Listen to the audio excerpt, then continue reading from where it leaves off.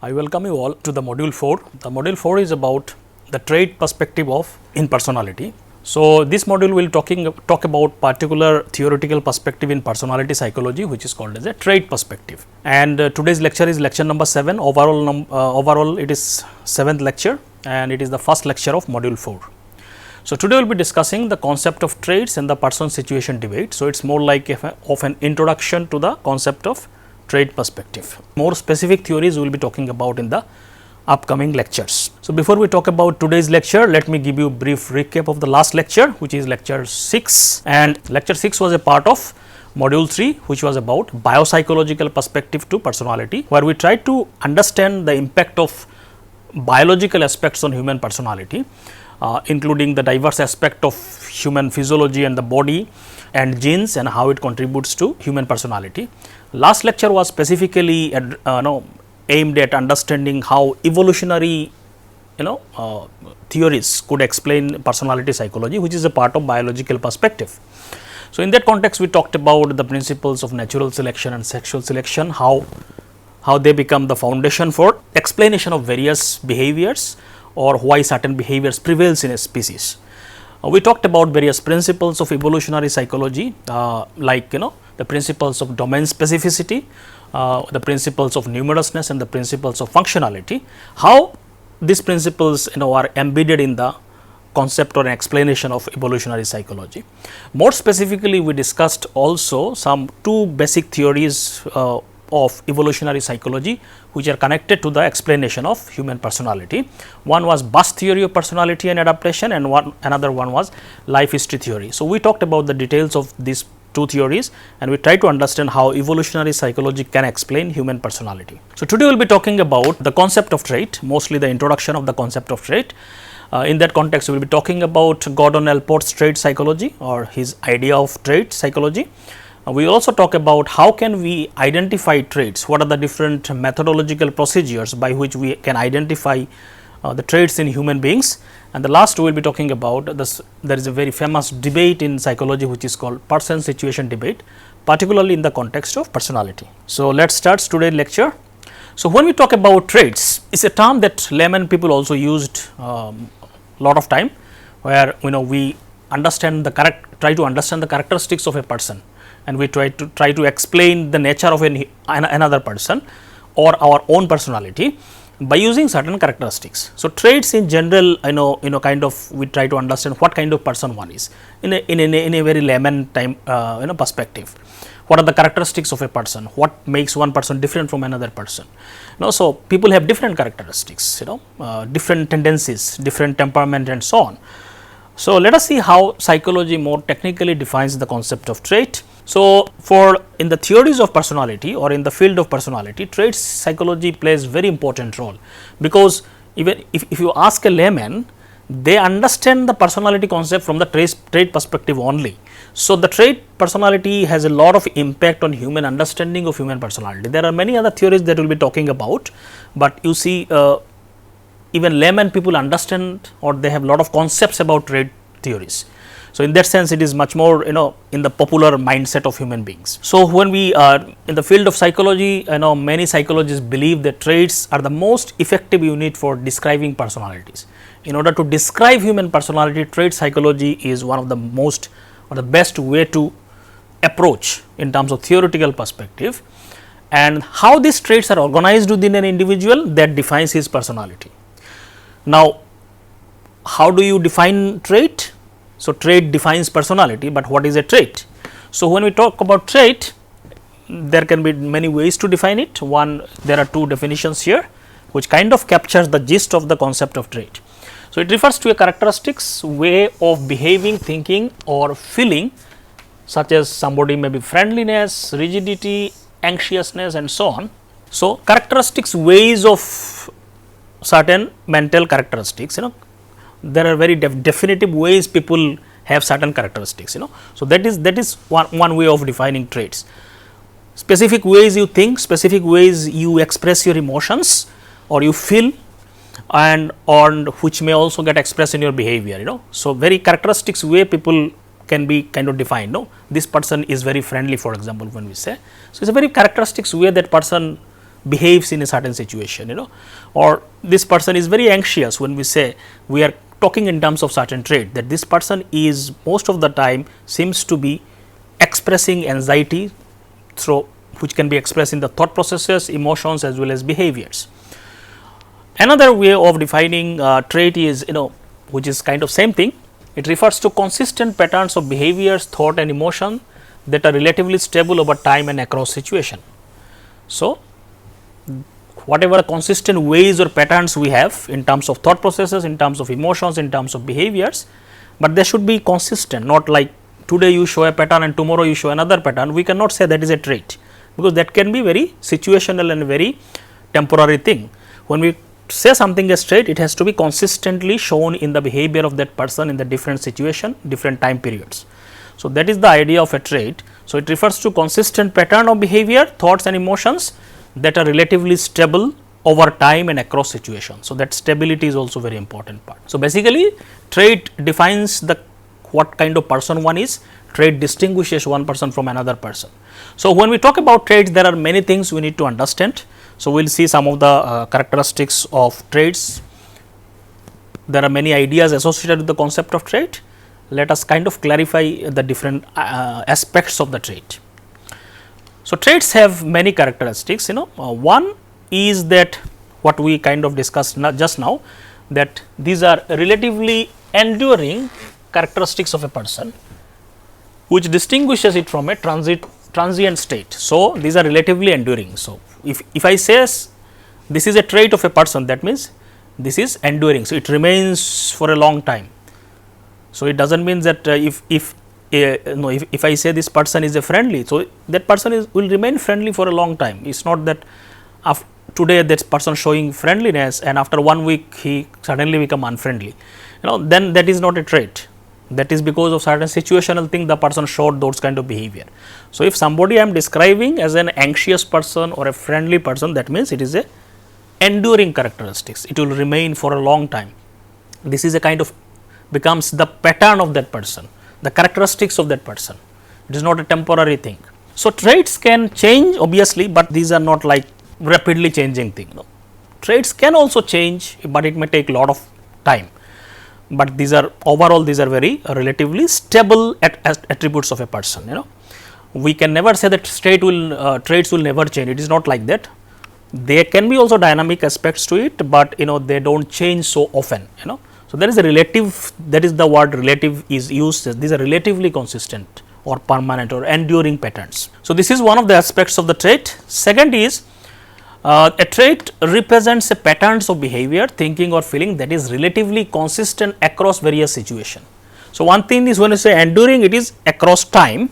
So, time wise they will be enduring. So, the trait will be expressed for a long time. So, that is enduring in terms of time, but traits are also, when you say something as a trait, these are also consistent across situations also. So, that is also another important thing. So, relatively consistent. So, this remember this term relatively. We can never say anything absolutely in human behavior, because there is nothing absolute, anything can change.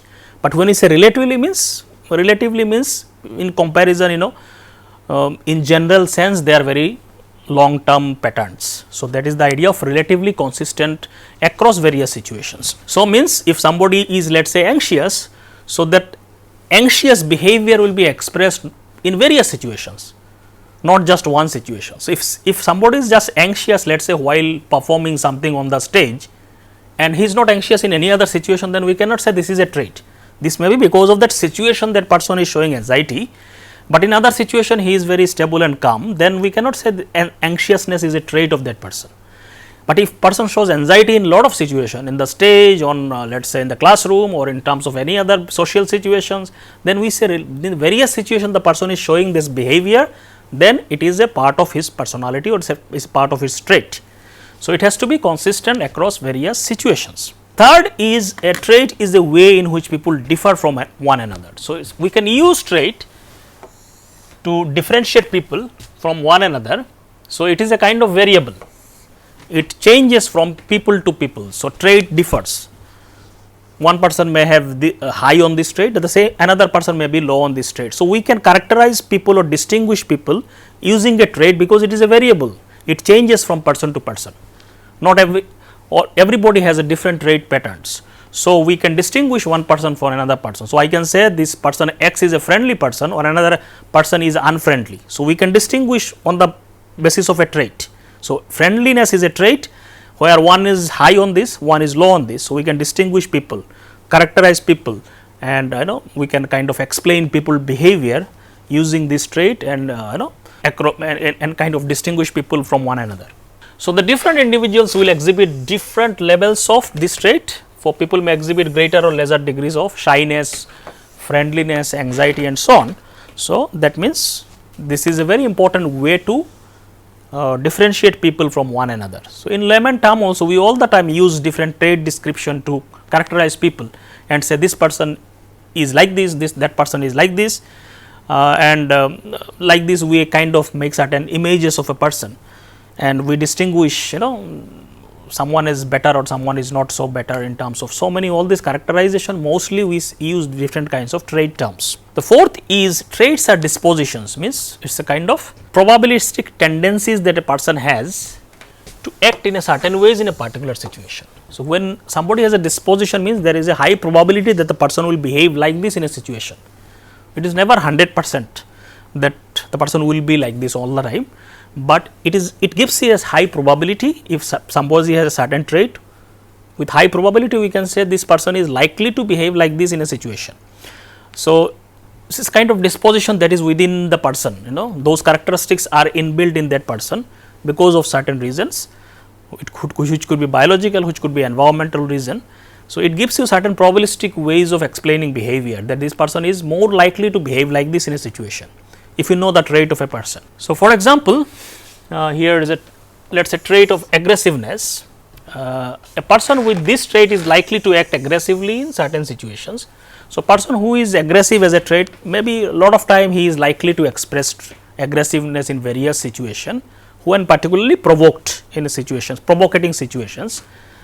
So, they might let us say react aggressively if cut off from the traffic, but remain calm in another provocative situation like work. So, many times people can suppress the trait also, because the situation is not right to express that. So, aggressive person may not express all the time aggression, because let us say in the workplace he may suppress the aggression, even though he may feel like aggressively behaving, but because this is not the right situation. So, many times people may suppress certain tendencies of trait, but the overall tendencies of that person will remain like that.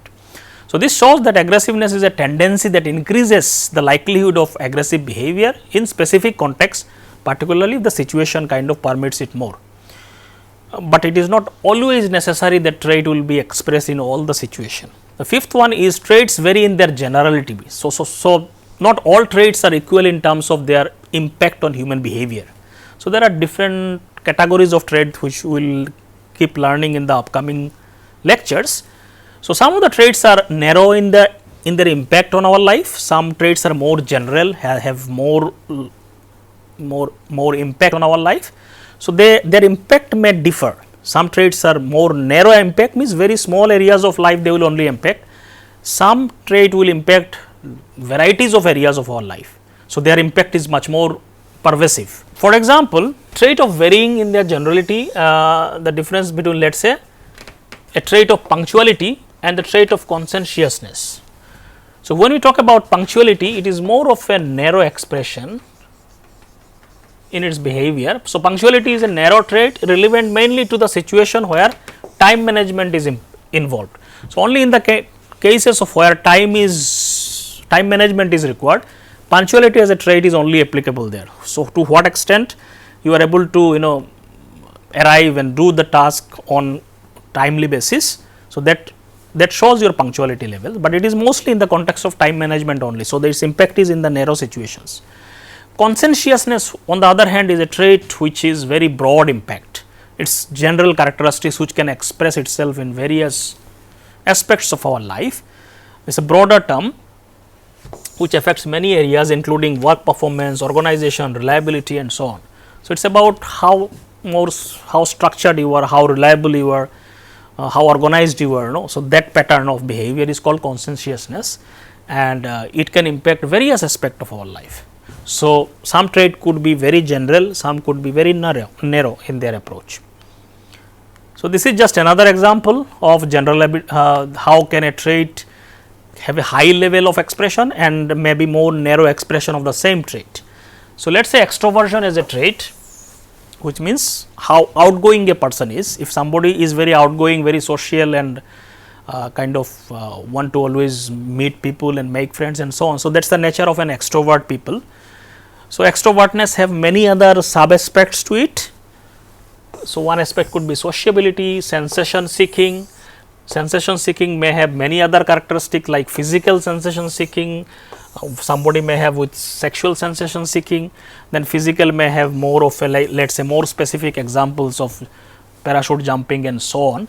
So, the idea is the different traits, some aspect of the trait could be at the more general level, and it can divided into more specific, more situation specific trait, which is more narrow and so on. Now, when we talk about trait theory, we can never discuss trait theory without mentioning Gordon Allport, who kind of start one of the first person who talked about or used the term or popularized the term personality, and he kind of has had a lot of impact on the trait psychology.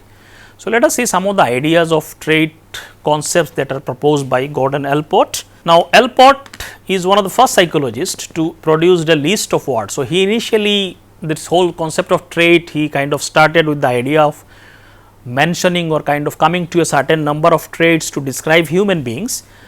For that, he and his colleague Ortberg in 1936, he started with the dictionary which mentions people characteristics. Every dictionary obviously which is encoded in the language. Here obviously, it is an English language. So, they started with the dictionary, and where they tried to find out the different words which describes human beings, which could be trait like description. So, they identified about 18,000 words from the dictionary, which kind of are trait like descriptions. Using these words in the English language, we can describe human beings. Then they found in many words within these 18,000 words are kind of synonyms and so on. So, they kind of merge some of them, and ultimately they come to 4,500 personality trait description in the natural language of English from the dictionary analysis and so on. So, Allport also published the first psychology textbook on personality traits, which is called as a personality trait, their classification and measurement in 1921. He is also believed to have taught the first course on personality in the United States in 1924.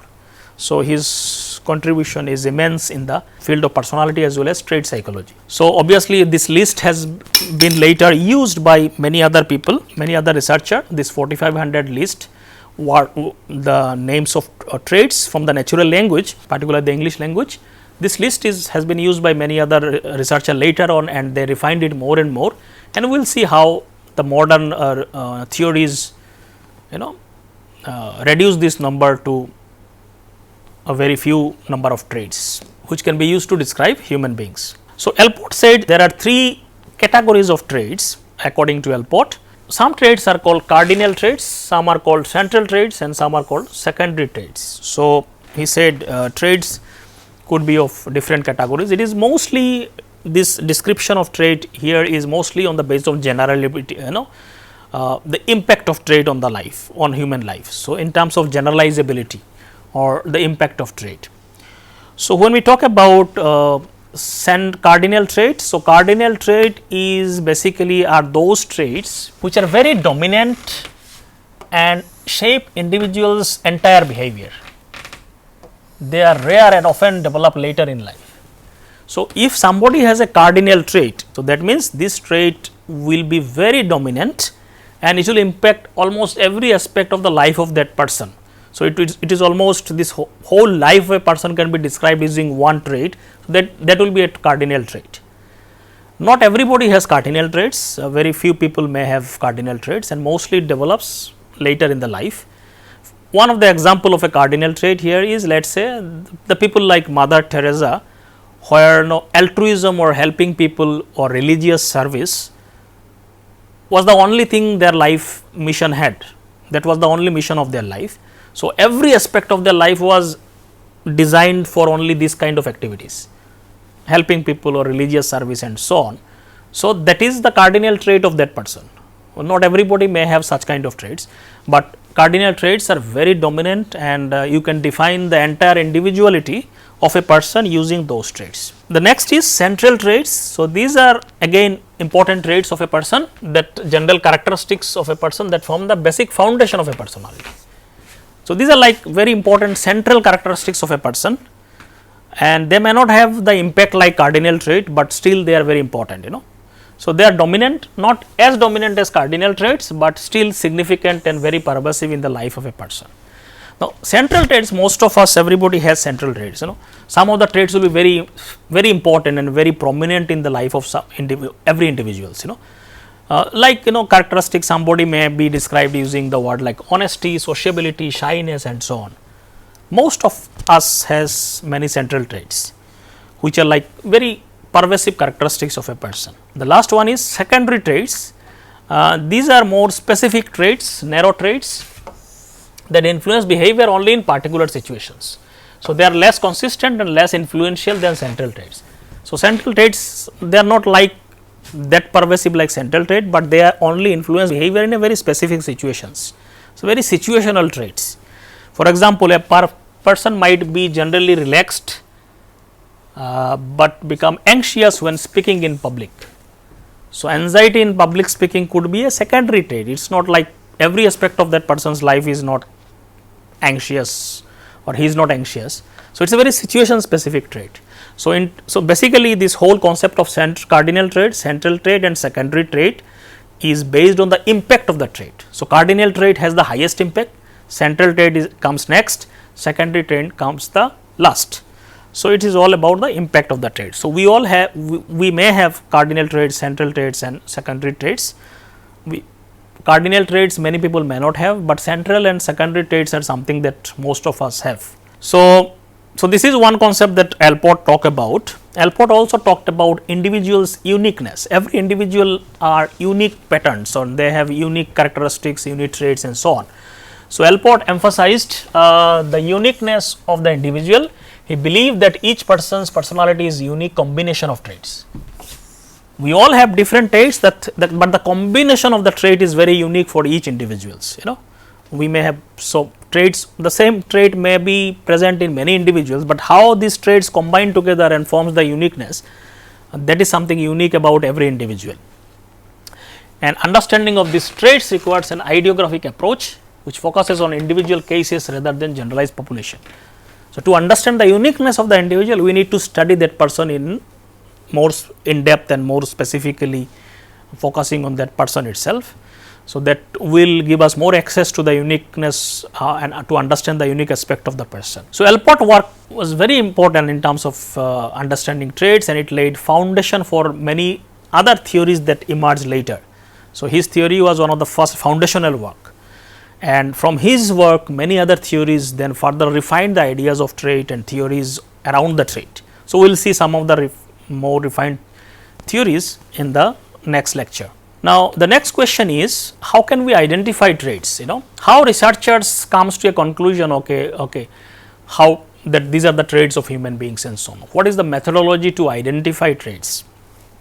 So, in that context, researchers mostly use three approaches to kind of identify and find out the important or significant traits of human beings. One approach is called as a lexical approach, second is statistical approach, third one is theoretical approach.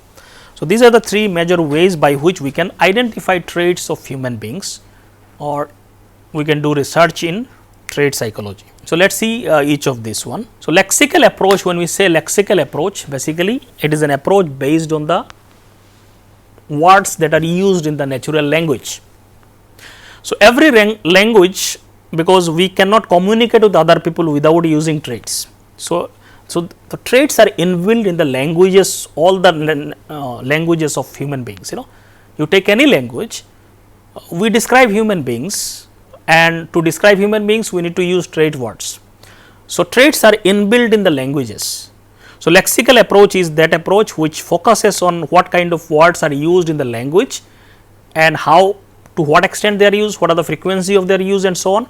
From that they kind of extract significant traits which are there in that particular language, and that is how they kind of extrapolate traits from the language and use it for the description of human beings.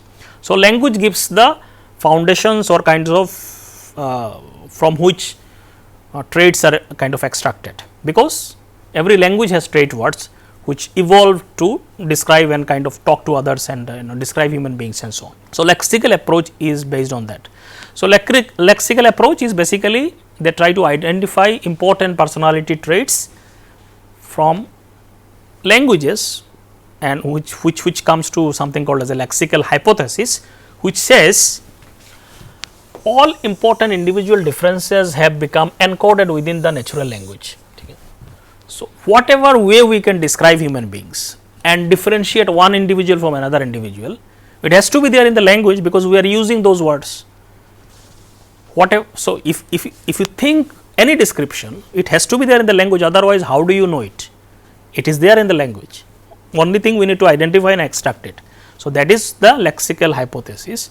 So, over time people notice important differences among individuals and create words to describe these traits, such as somebody is dominant, somebody is creative, somebody is reliable, unreliable and so on. These are already, because we see the patterns of people and invent words to describe it. So, every natural language will have those words and we can use or extract them to identify traits. So, this trait terms becomes widely used within the group. As we invent more and more characteristics of human beings, more and more words are used. This is how a language kind of becomes more and more complex, and they are helpful in describing and communicating about people. In contrast, terms that are not useful fail to become part of a language. So, if certain terms are not that useful in describing human beings, slowly those words we use them less and less, and people then do not remember them. So, there are many words in every language, while these are not in the common they are not part of common discussion of human beings. They are rarely used. So, we will see some of the examples. So, one of the first psychologists who compiled the list of is Gordon Allport. We talked about it. He actually started with the lexical approach only, as we said.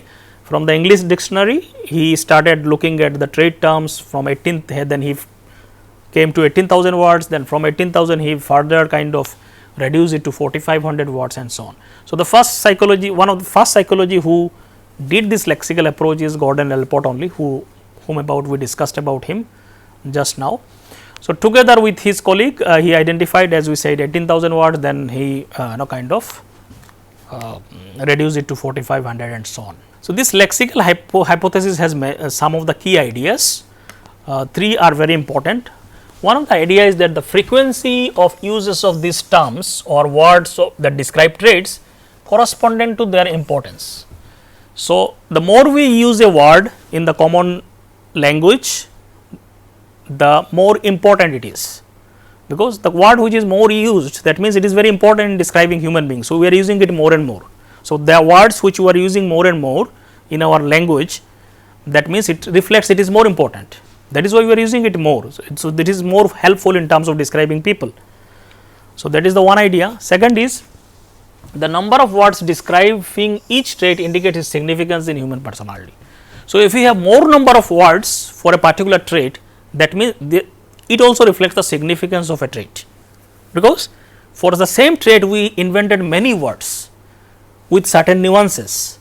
So, that shows this is very important in that particular culture or that particular population or particular linguistic groups. So, number of words describing a trait also signifies importance. Important individual differences should have corresponding terms in multiple languages. So, if an trait is very important, then it should be there in very many languages. If we have a description only in one language and the same description or word is not there in any other language, that means it is only locally important, it is not important in universally or across different culture. So, cross cultural significance or universality is reflected when the same trait descriptions are there in different or multiple languages. Some of the examples we can give here. For example, if you see English dictionary, Oxford dictionary, honest has, let us say this is kind of description. This number of words may keep changing with the modern kind of description. So, this is a description we take from 2010, where honest has about 31 synonyms, suggesting it is more important than some word like aberrant, which has no synonyms. So, that means honest has 31 synonyms, that means people are inventing many new words to describe these words. So, that means honest as a trait is very important in the mind of human beings, particularly English language people. So, that is why the language has invented many ways to describe it. In the context of cross cultural universality or cross cultural use of words, it is important that individual differences should have corresponding multiple languages, then it shows it has cross cultural universality. Some researcher like Goldberg states the more important is an individual difference in human transaction, the more language will have it. So, if something is very important in terms of human nature or characteristics, it should be encoded in different languages, different cultures, not just one culture, one language. So, traits which are universally recognized across culture likely universally important. So, if certain traits are there in every language, that means it is important across cultures, whereas traits with terms only in few languages may be locally relevant, not suitable for universal personality taxonomy. So, if something is only locally or in one language, then it is only locally relevant. If some traits are there in every language, that means it is universally important. For example, in some tribes of Venezuela, Yanomamo Indian traits, basically tribes of Venezuela. So, they have specific terms like Unokai and non-Unokai. So, basically they use these two terms to describe men based on their status from killing another man. So, by killing another man, they have a certain status word for men. So, they use word like Unokai, Now, this kind of words are not available in any other language. This concept is very critical in their culture, because they have that kind of culture of killing other people, and maybe it has a certain attached significance to it. It is critical in their culture and absent in many mainstream languages and cultures. So, that means this particular trait is only important locally in that particular tribe, it is not found in any other cultures. So, that is not universally applicable. So, this shows, so language reflects a lot of things. So, this lexical strategy has been highly effective in identifying important individual differences. So, we cannot neglect this language part because it gives a lot of important information, and the human mindset, human characteristics are inbuilt in the languages. Now, no doubt lexical approach is very important, but when we do research, lexical approach is not good enough only. It can be a starting point. People use many other approaches to identify traits, which are more empirical and research oriented. So, this includes approaches like statistical approach, theoretical approach to identify traits. So, let us see what are these. So, statistical approach, basically you identify traits based on certain statistical analysis. So, certain mathematical analysis you do, and then you identify important traits from the research data. So, how it is done? So, basically in statistical approach, the personality traits is they used various statistical method to categorize different dimensions of human personality. How it is done? So, for example, let us say you start gathering data for a research, you collect data in the research process. So, researchers collect data by asking large number of people, they will ask different characteristics, traits, questions related to traits, let us say about their behavior, thought, feelings, which basically describe them and so on. So, you collect data from large number of people about different descriptions of themselves. Now, these questionnaires may have often statement like I enjoy meeting new people, I often feel anxious. So, these are all trait like statements. So, then they report about themselves, whether it is true for them or not, whether they agree or disagree and so on. So, like this questionnaire are used to collect data from large number of people. then you analyze the pattern within the responses. So, let us say you take data from 1000 people, but 1000 people have many varieties of traits. So, you cannot make any conclusion until and unless you find a pattern within those data. So, analyzing pattern is very important. So, once the data is collected, researcher use statistical technique. Now, you have 1000 data, now you cannot just sit and look at 1000 data and make pattern using just thinking about it. So, there are many statistical tools available which can kind of find out the patterns. One of the such statistical technique is called factor analysis, which basically combines items or responses which are of similar nature. So, they will find patterns and collect different responses which are similar into different groups. So, different clusters of responses. So, 5 responses may be very similar and it can be clustered in one group rather than 5 different groups. So, it gives you a pattern. So, a factor analysis does that clustering part of it. For example, people who say they enjoy meeting new people might also say they like being the center of attention. So, let us say this is a pattern. People who say they enjoy meeting people, most of them also say that they like being the center of attention, let us say. So, that means it is the part of a same trait. So, there is a pattern emerged. So, factor analysis can collect all such similar things in one cluster and say this is a particular trait. So, these patterns can be analyzed using statistics by feeding them in that, by analyzing using certain mathematical tools and so on. So, nowadays we have softwares to use very simply, you just feed the data in the software, they will very easily give you those patterns and so on. So, you analyze the pattern and then once you analyze, then you can identify the traits. Whatever clusters emerges, you can name them and see what is the pattern. So, these groups of related statements are called factors or traits. Each factor represents different aspect of the personality. For example, a group of statement about enjoying social interaction might be labeled as extroversion. So, this term extroversion became a name of a trait because it includes as many statements which are related to outgoing, meeting people, sociability and so on. So, another group of statement could become a cluster together and become something called neuroticism, which is about anxiety, emotional stability and so on. So, like these patterns emerge from statistical analysis and those patterns can be named to identify traits. So, this is more of a research oriented approach. Lexical approach was from the language you derive, statistical tool you do research, collect data and from data you find out the patterns using statistics. The last one is theoretical approach. So, theoretical approach basically some researcher develop certain theories and based on theories they propose certain personality characteristics. So, here for example, we are showing Freud's psychoanalytic theory. He based on his observations of people, he developed a theory and this theory says people could be like this, oral personality, anal personality and so on based on his theories. So, like this, so this personality description came from a theory. So, it is a theory driven idea. So, theoretical approach starts with the theory and then theory determines what are the types of people, So, it is kind of predetermined from the theories. So, theoretical approach tries to identify important dimensions of individual differences from the theory. Here the starting point is predetermined theories which says what kind of personalities are there, because theory has already been developed from the doing research and so on. So, that is the idea of theoretical approach. As I said, one of the example is Freud's theory. Based on his observation, he developed certain personality descriptions like oral personality, anal personality and so on. It is based on his theory. It is not like other theories have not talked about them.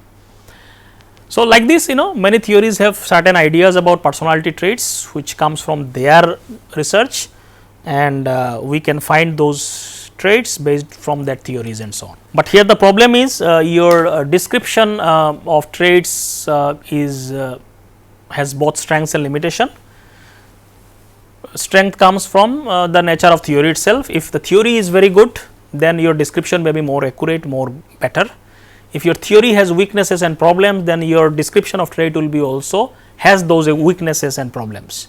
So, because it is theory driven, so the description of trait is as good as the theory. If theory is good, the description will be good. If theory is not that good, the description will also be not that good. So, in practice, in research, psychologists use combination of all these approaches to identify traits. lexical approach, statistical approach, theoretical approach, whatever suits them according to the situation, people use different approaches. Every approach has their own strengths and limitations. Now, when you talk about trait, one thing is very important is that many people say traits, there is a debate in the field of traits and personality psychology, which is called as a person situation debate. Now, whether there is such thing as a consistent trait that actually describe human beings, or human behavior is just product of situation itself, that you go into a situation and because of the situation you behave in certain ways. Is traits are really good enough description for human personality, or we should focus on situational description of the people? So, there are peoples in both sides of the debate. So, let us see very briefly about what this debate is all about, particularly in the context of personality traits and descriptions. So, this debate is about the central discussion of this debate is about what determines human behavior more significantly. Which one is more significant? Inherent personality trait or situation? Which one is more important in determining personality? Is it the trait inherent which is within the person, which may be biological, which may be genetic, whatever it is, or it is the situation that determines the behavior. So, that is the debate. So, let us see both the sides of the debate. Now, the person side of the debate, which says there is a consistent trait and the person is there is an enduring pattern within the person, which is the trait side of the debate. It says the behavior is significantly influenced by the person's trait, leading to remember the word significantly, they are not saying absolutely. Significantly means very largely it is influenced by person's trait, leading to consistent actions with some flexibility with the situational adjustment. So, the person side of the argument say the trait is the more dominant factor in determining person's personality. They are not denying there can be situational influence, but that is less important. So, that is the idea of person argument. So, this stability of the persons in terms of certain traits, there is a stable trait if within the person, allows meaningful description of individual in terms of their general traits. It gives us a flexibility in terms of very easy way we can describe people. If nobody has no trait, then there is no pattern in human beings, then how do you address people? If there is no stability in terms of description, So, every person will change, then if let us say we cannot find anything stable within the person, then the person has no substance in that person, So, every situation the person will be a new person, So, it itself does not make much sense according to the person argument. So, this stability allows a meaningful description of individual. For instance, someone frequently displaying extraverted behavior can be labeled as extraverted. So, what is the problem in it? If somebody is outgoing most of the time, we can describe that person as an extroverted individual using a trait description, because it is a stable pattern. So, basically therefore, the scientific study of personality contributes by examining individual differences here, identifying traits, understanding their correlations and predicting life outcomes and so on. That is the idea of this person side of argument. Situation side of argument, where they focus situation as more important. They says behavior is more dominantly or predominantly determined by immediate situation, resulting in significant variability in how individuals across different situation occasions.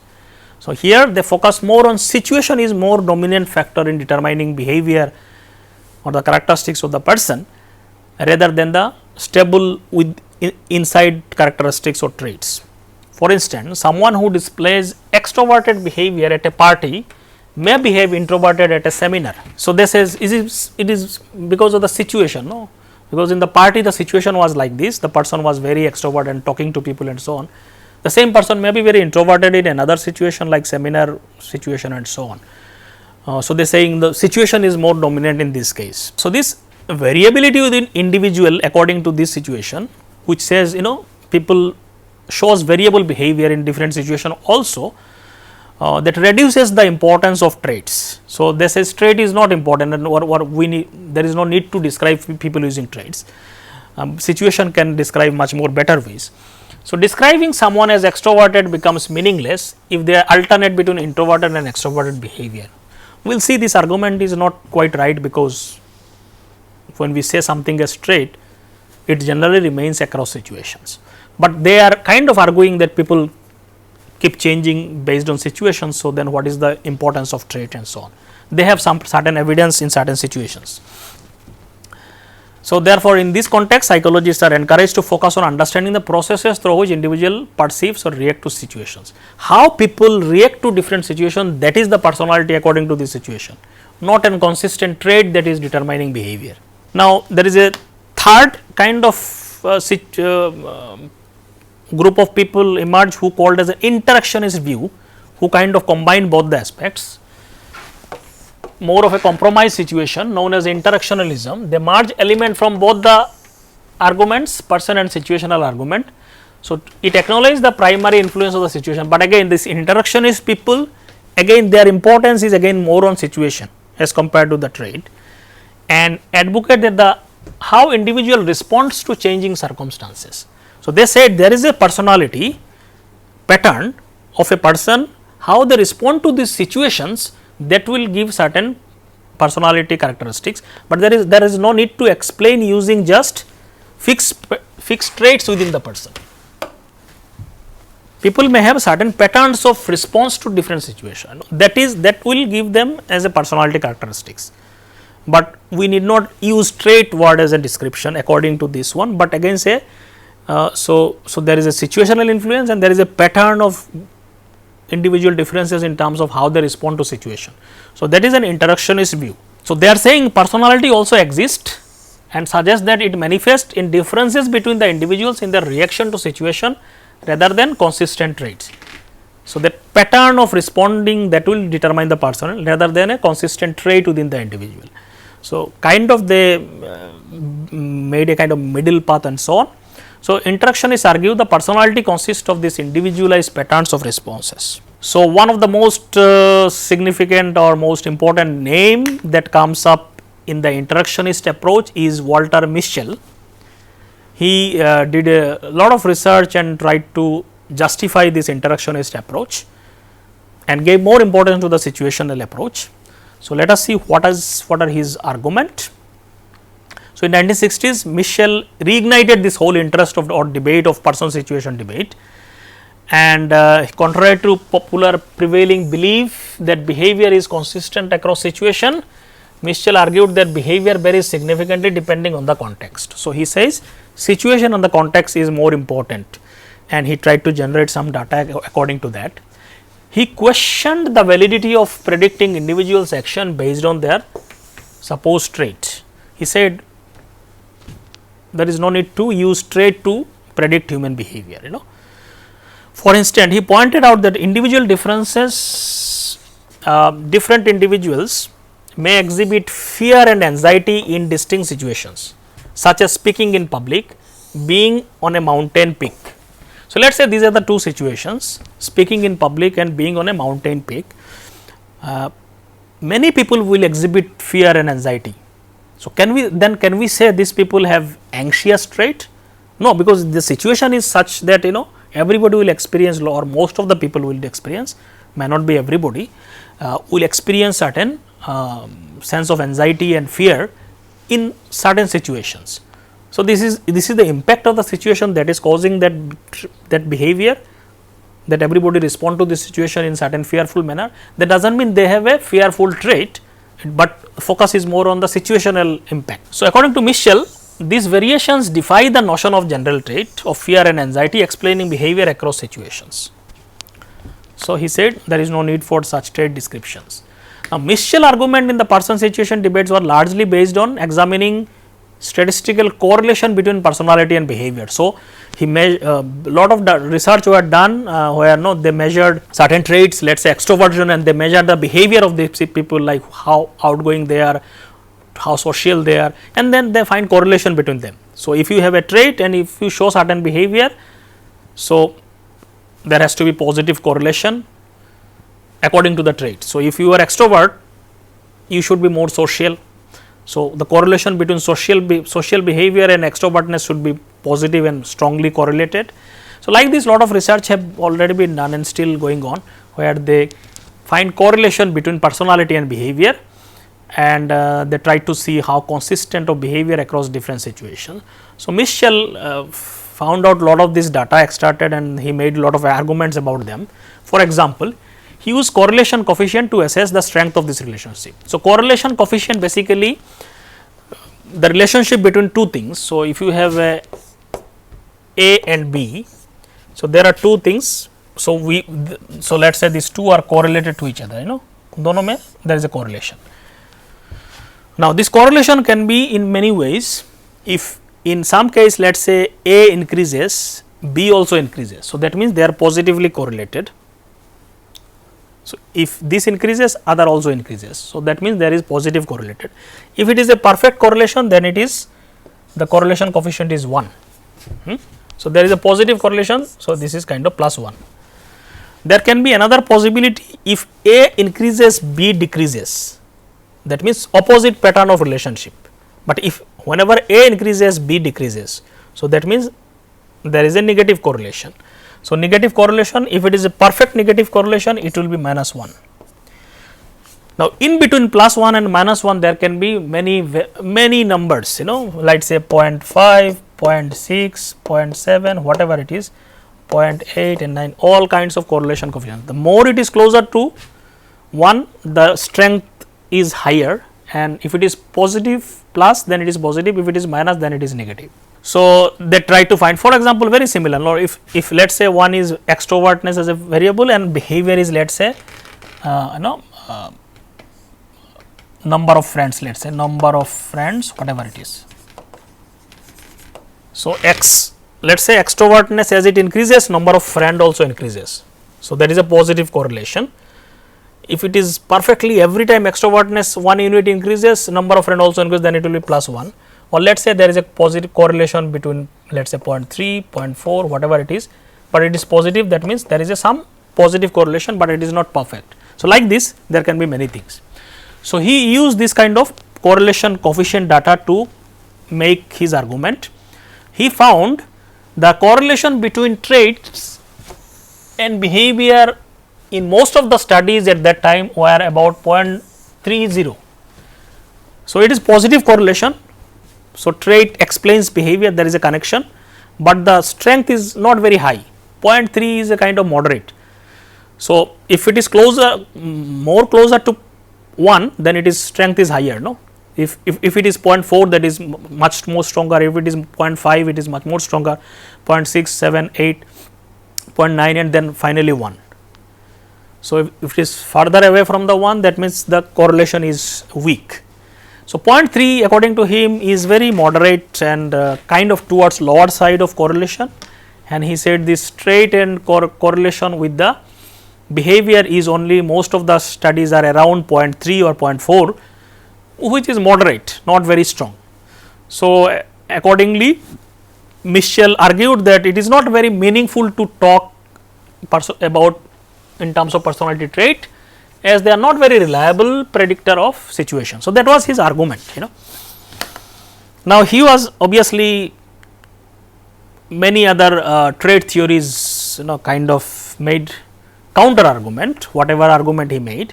Well, let us see what are the counter arguments in favor of traits.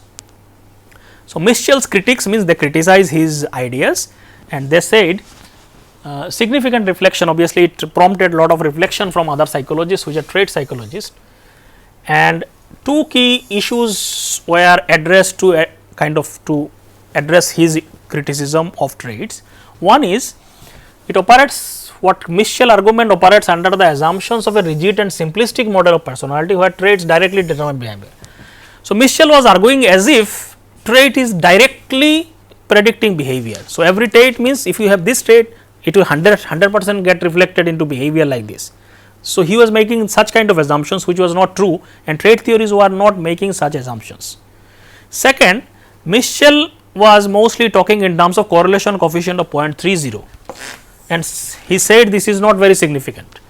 So, Mischel critics said this could be significant in many contexts. So, we will see how they argued. So, let us kind of address these two issues that they gave as a counter argument to Mischel argument. So, traits predicting behavior, what Mischel says they are not actually direct predictor and so on, and personality trait theorists never said they are all the time direct predictor of behaviors. Personality psychologists argued that there is no reason to expect that traits or other aspects of personality will be straightforward predictors of behaviors. Personality is complicated and behavior is partly dependent on the situation. Trait impacts behavior, but not it is all the time 100% get reflected in the behavior. Many time it may be suppressed also, and because of the situation. So, Mischel argument does not actually is valid in many contexts of his argument is not valid in many situations. For example, feelings of inferiority may lead to an individual to behave in a superior manner. So, it is possible in some theories says that people with inferiority complex will behave in opposite ways. Just to compensate their inferiority complex, they will behave with the superiority complex, but actually their trait is inferiority complex. To cover that, they will behave just opposite to what they are, just because.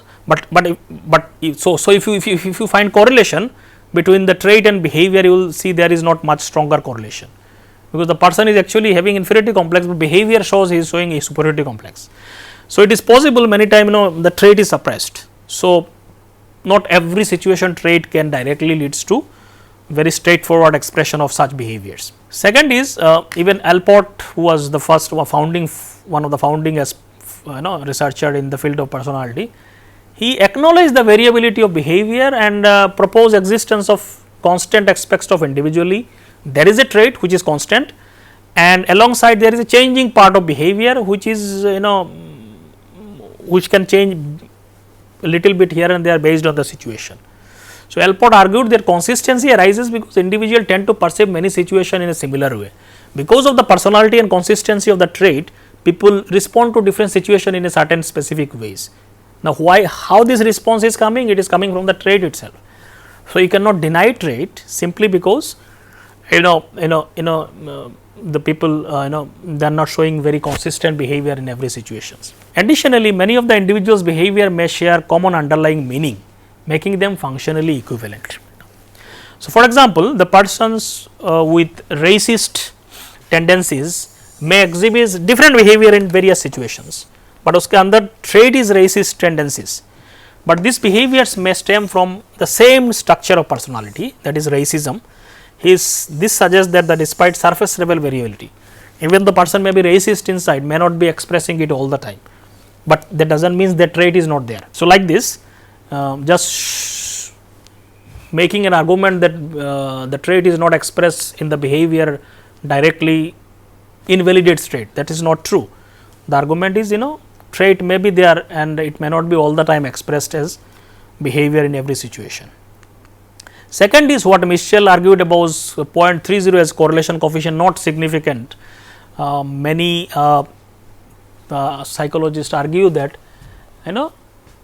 statistically speaking such correlation might seems modest in terms of prediction. In real life scenarios, this effect could be actually very important, even 0.30, 0.40 correlation. For example, in many other contexts, which if you see the impact of dietary cholesterol intake on mortality risk, effectiveness of airbag on reducing automobile death rates, influence of greenhouse gases on global warming, most of these situations if you see the correlations are very small. In these situations also correlations are about 0.30, 0.40, but these effects are very important, simply because it is 0.30 you cannot neglect them. They are universally acknowledged as important and worthy of attentions. So, statistically some value, in real life its significance could be very high.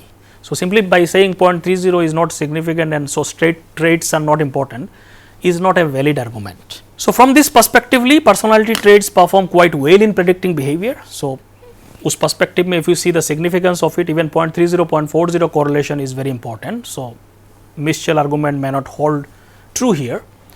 Moreover, when considering certain traits may be particularly useful for understanding specific behaviors or situation, the predictive power of personality traits can be further enhanced by understanding the various aspects to it.